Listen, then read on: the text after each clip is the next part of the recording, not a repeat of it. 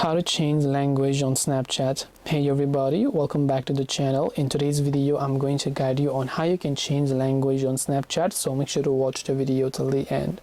So to actually change the language on Snapchat, you can simply open up the Snapchat application here. So currently you can set to some of the other language, but you can simply tap on your profile icon from the top left. Then from there, tap on the gear icon from the top right hand side. Then from there, you simply want to go ahead and then actually look for an option here that says language. So simply go to the language option.